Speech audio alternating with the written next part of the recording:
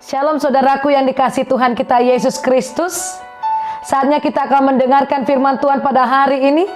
Oleh sebab itu mari kita benar-benar mempersiapkan hati kita dengan sungguh-sungguh, membuka hati kita lebar-lebar agar Tuhan masuk ke dalam hati kita dan membiarkan hati kita untuk dibongkar, membiarkan hati kita untuk dijaga, membiarkan hati kita untuk sungguh-sungguh mendengarkan firman Tuhan. Sehingga firman Tuhan itu memberikan kekuatan, kesehatan, kesembuhan, dan jalan keluar bagi kita. Oleh sebab itu, mari kita persiapkan hati kita bersatu di dalam doa. Bapa kami yang di sorga, Tuhan kami Yesus Kristus, hari ini Tuhan kami akan mendengarkan firman-Mu. Berkatilah setiap firman Tuhan yang kami dengarkan pada hari ini Bapa. Sebab kami yakin dan percaya Tuhan, ketika kami sungguh-sungguh mendengarkan firman Allah, firman Tuhan itu memberikan kepada kami jalan keluar. Firman Tuhan itu memberikan kepada kami kekuatan, kesembuhan, dan firman Tuhan itu yang memberikan kepada kami satu pengharapan. Tuhan, berkatilah firman-Mu dan berkati kami semua yang mendengarkan firman-Mu. Kami semua siap untuk mendengarkannya. Di dalam nama Tuhan kami Yesus Kristus kami berdoa. Amin. Saudaraku yang dikasihi Tuhan, firman Tuhan pada kita pada hari ini memberikan satu kekuatan, satu jaminan, satu harapan yang sungguh-sungguh. Mungkin saat ini saudara bergumul, mungkin saudara saat ini kehilangan harapan, mungkin saat ini saudara merasakan sesuatu yang begitu menumpuk masalah-masalah yang terjadi dalam kehidupan saudara. Hari ini Tuhan memberikan satu pengharapan, jalan keluar. Mari kita buka Alkitab kita dalam Lukas 12 ayat yang ke-7. Lukas 12 ayat yang ke-7. Bahkan rambut kepalamu pun terhitung semuanya. Karena itu jangan takut, karena kamu lebih berharga daripada banyak burung pipit. Kata kamunya saudara, kita akan ganti kata saya. Bahkan rambut kepala saya pun terhitung semuanya. Karena itu jangan takut, karena saya lebih berharga daripada banyak burung pipit. Nah saudaraku yang dikasihi Tuhan, luar biasa sekali firman Tuhan pada hari ini ya. Jangan takut katanya. Jangan takut. Saudaraku yang dikasihi Tuhan, ada dua contoh yang diberikan Tuhan dalam teks kita pada hari ini. Yang pertama Tuhan kasih contoh rambut. Kemudian Tuhan kasih contoh yaitu burung pipit. Kita lihat dulu rambut saudara. Saudara, mampukah kita menghitung jumlah rambut yang ada di kepala saya atau di kepala kita? Gak ada yang mampu. Sebuah penelitian menyebutkan bahwa umumnya orang kehilangan rambut sekitar 50 hingga 100 helai rambut setiap hari. Saudara bisa bayangkan dengan jumlah manusia di bumi yang mencapai sekitar lebih kurang 7,7 miliar jiwa saat ini. Siapa yang mampu mengetahui jumlah rambut seluruhnya? Gak ada yang tahu. Bahkan saya sendiri pun tak tahu. Apalagi saudara. Dengan usia saya yang sudah, saya tidak mau sebutkan udah kepala berapa ya. Saya sendiri pun tidak tahu berapa jumlah rambut saya. Mungkin saat sekarang ini sudah ada ubannya. Bahkan sudah banyak. Itu masih yang rambut putih. Bagaimana rambut yang hitam, yang halus-halus, yang tebal, yang keriting, yang lurus. Berbagai macam model rambut kita ini. Siapa yang mampu atau yang mengetahui berapa jumlahnya? Bahkan saudara, saya ingat waktu saya masih kecil dulu, kira-kira waktu kelas 1, kelas 2 SD. Mama saya ketika dia pulang dari kerjanya, dia selalu suka sekali menyuruh saya waktu dia mau tidur, mengambil rambut ubannya, rambut putihnya. Saya sangat suka mengambil rambut putihnya saudara, karena apa? Dihargai Rp1. Rp1 saya bisa beli permen, beli es, beli kerupuk. Lalu hampir 1 jam saya mencari rambut putih mama saya. Saya lihat sudah banyak. Saudara, akhirnya saya bangunkan mama saya. Ma, saya sudah capek. Udah ya ma. Akhirnya mama saya setengah ngantuk, dia bilang gitu. Udah berapa nak rambut mama? Gak tahu lagi saya mak, banyak kali saya bilang. Ditengoknya sambil ngintip-ngintip gitu ya. Nah saudaraku yang dikasihi Tuhan, saya ingat sekali waktu saya mengambilnya itu masih sebelah sini. Bagaimana yang ini, bagaimana yang ini, bagaimana yang di belakang ya. Ini masih rambut putih. Bagaimana dengan rambut hitam mama saya? Gak mampu saya menghitung jumlahnya itu. Akhirnya besok paginya mama saya cuma ngasih sama saya ya cuman berapa perak lah saudara. Yang pasti dia memberikan sebagai upah saya mengambil uban mama saya pada waktu itu saudara. Nah saudaraku yang dikasih Tuhan, atau siapa yang mau menghabiskan waktunya untuk menghitung jumlah rambut di kepala saya atau di kepala kita? Atau mungkin Amri, Mutiara, Febri, Valen, Ibu Mone, maukah mampu menghitung berapa jumlah rambut di kepala saya? Pasti tidak mampu, atau tidak ada yang mau karena dianggap hal itu tidak begitu penting, menghabiskan banyak waktu. Namun saudara, Tuhan berkata bahwa Ia mengetahui dengan tepat. Bapa kita di sorga justru memperhatikannya. Artinya setiap detail kehidupan kita ini diperhatikan oleh Allah, dilihat oleh Allah. Kita itu berharga di matanya, dan juga berarti bahwa Ia tidak membiarkan rambut di kepala kita itu jatuh tanpa seizinnya. Tidak dibiarkannya sehelai pun jatuh tanpa seizin Tuhan. Saudaraku, dalam Lukas 12 ayat yang ke-7a dikatakan di sana saudara, bahkan rambut kepalamu pun terhitung semuanya. Ada kata semuanya di sana, bukan setengah, bukan seperempat atau sepertiga, tetapi semua rambut kepala Tuhan hitung saudara. Artinya saudara, di sini Tuhan tahu, Tuhan lihat, Tuhan perhatikan, bahkan sampai hal yang terkecil, yaitu rambut kita. Sehingga tema kita pada hari ini adalah Tuhan lihat, Tuhan tahu, Tuhan pelihara. Jangan takut. Amazing kan? Jangan takut. Sehelai pun Tuhan tahu. Kenapa kita mesti khawatir? Bukankah Dia adalah Allah yang begitu menakjubkan? Jika rambut di kepala kita saja tidak terluput dari perhatian Tuhan, apakah Ia mampu melupakan kita? Membiarkan kita? Apakah Ia menarik tangannya saat kita berserah hati dan memohon pertolongannya? Akankah Ia menutup telinganya sehingga Ia enggan mendengar rintihan hati kita? Tidak. Tuhan mendengar. Tuhan tahu. Tuhan lihat. Hanya saja kita selalu berpikir masalah kita lebih besar dari Tuhan kita. Kita berpikir persoalan kita lebih besar. Itu menutup kekuasaan Tuhan. Padahal Tuhan itu jauh lebih besar daripada masalah kita. Saudaraku yang dikasihi Tuhan, kemudian kita lihat kembali contoh yang kedua dalam Lukas 12 ayat yang ke-7b. Karena itu jangan takut, karena kamu lebih berharga daripada banyak burung pipit saudara. Selain rambut, contoh yang kedua yang diambil oleh Yesus adalah burung pipit.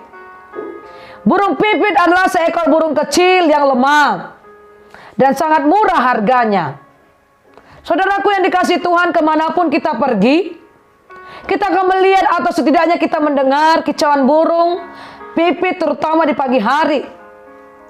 Burung pipit bukanlah burung yang sulit untuk ditemui.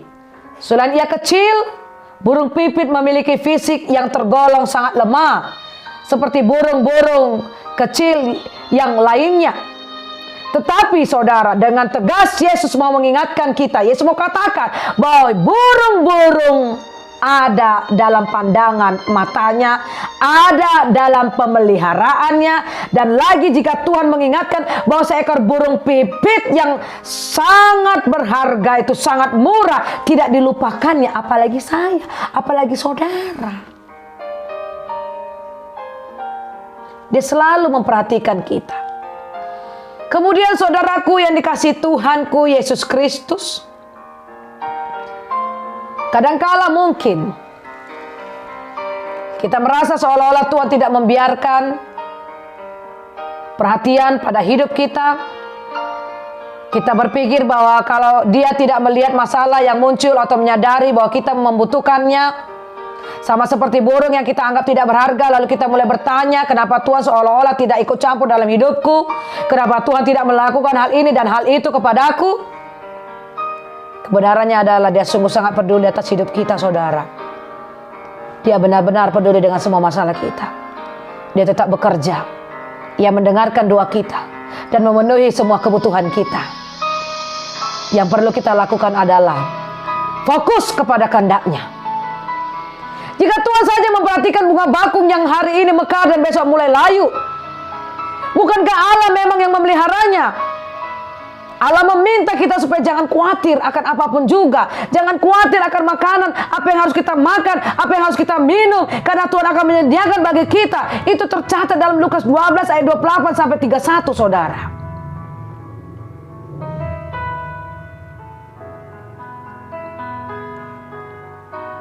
Luar biasa Tuhan bagi kita. Percayalah saudara, bahwa Tuhan akan menyediakan kebutuhan kita jika kita fokus kepada kehendak-Nya.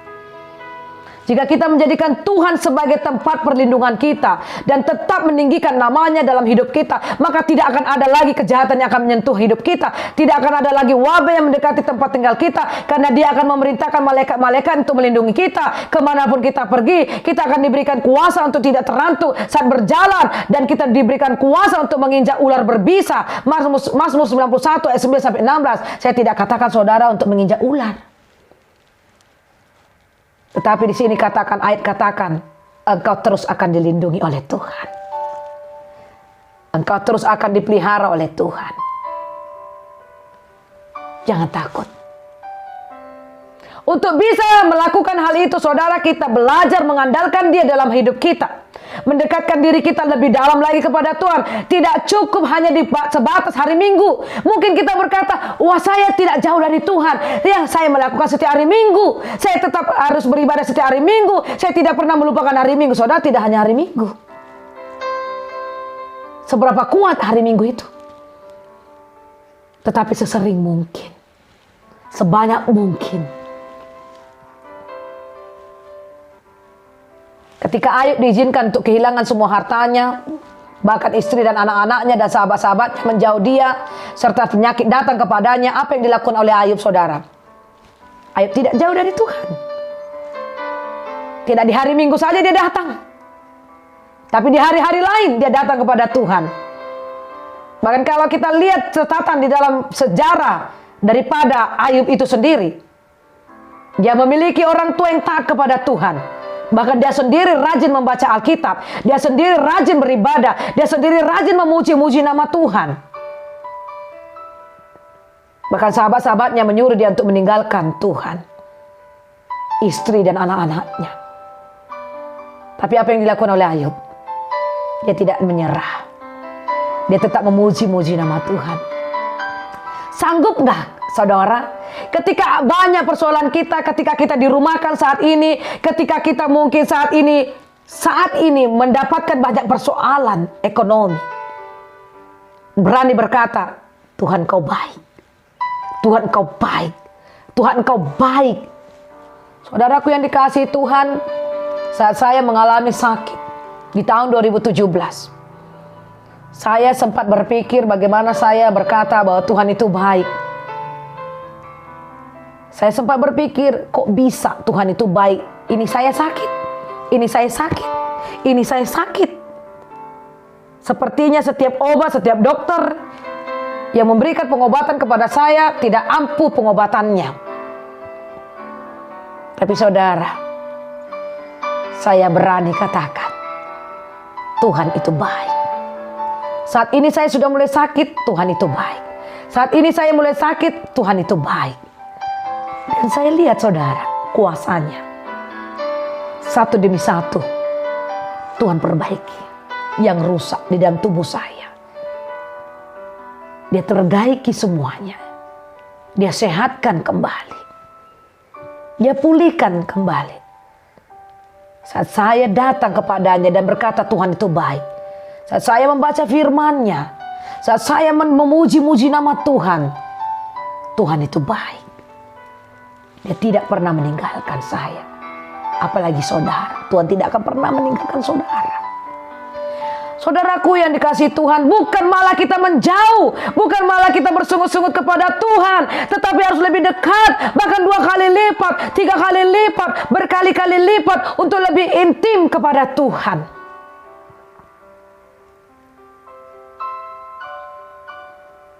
Ada seseorang pernah berkata kepada saya, yang penting saya tidak meninggalkan ibadah hari Minggu. Salah. Saudara, tidak hanya hari Minggu saja kita datang kepada Tuhan. Tetapi ketika di hari-hari yang lainnya, kita juga datang kepada Tuhan. Di hari Senin, di hari Selasa, di hari Rabu, setiap hari adalah harinya Tuhan. Setiap hari adalah waktunya Tuhan. Kita harus mengucap syukur di pagi hari. Kita harus mengakhiri segala sesuatu di malam hari. Kita terus memuji-muji nama Tuhan. Kita harus menyembah Tuhan. Kita harus semakin lebih dekat. Mungkin saat sekarang ini yang dulu-dulu kita mungkin cuma sekali, 2 kali. Tetapi ketika situasi yang sekarang saat ini terjadi, bahkan berlipat-lipat kali ganda. Kita harus lebih dekat, lebih bergantung, lebih menangkap kuasa Tuhan. Jangan jauh dari Tuhan, saudara. Tuhan tidak pernah jauh dengan saudara. Dia selalu bersama dengan saudara. Saudaraku yang dikasihi Tuhan kita Yesus Kristus, mari kita lihat kembali saudara.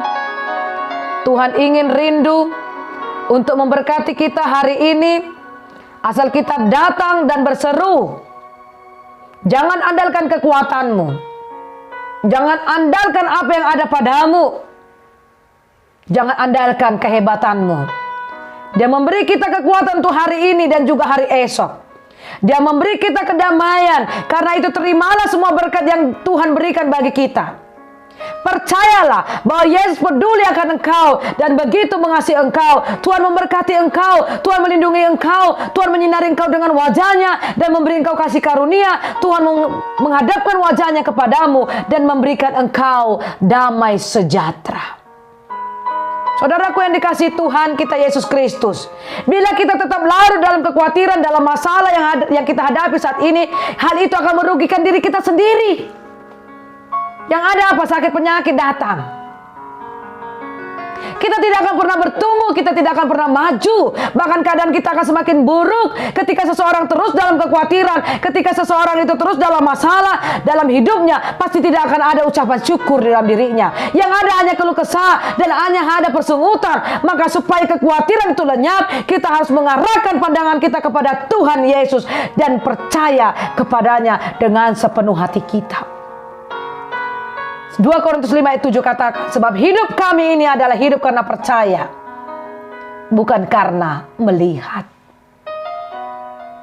Saudara perhatikan juga riwayat perjalanan bangsa Israel keluar dari Mesir menuju tanah perjanjian. Meski harus melewati padang gurun yang gersang dan panas selama 40 tahun, mereka tidak pernah berkekurangan. Tuhan memelihara mereka dengan caranya yang ajaib. Disiapkan tiang awan dan tiang api senantiasa menaungi mereka ketika haus. Tuhan menyediakan air. Dan ketika mereka lapar, Tuhan mengirimkan mana, roti sorga, dan juga burung puyuh. Mungkin saat ini saudara sedang mengalami seperti yang dialami oleh bangsa Israel. Berada di padang gurun.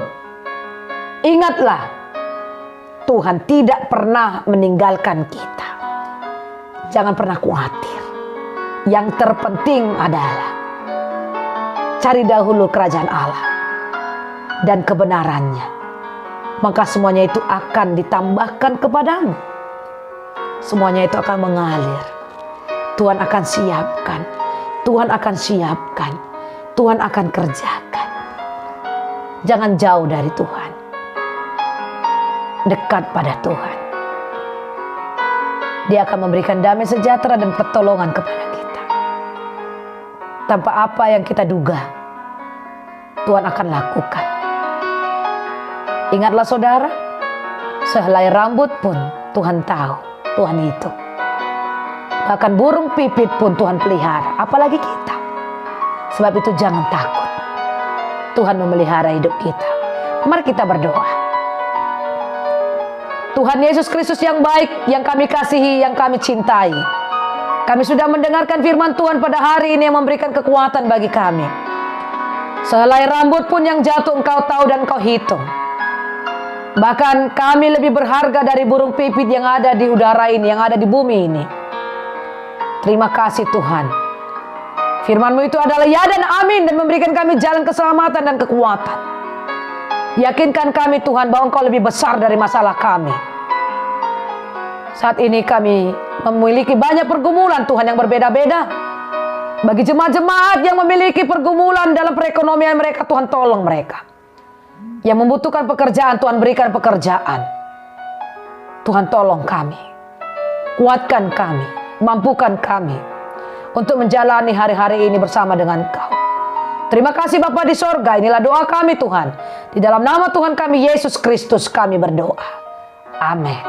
Shalom saudaraku yang dikasihi Tuhan. Selamat hari Minggu. Tuhan Yesus memberkati.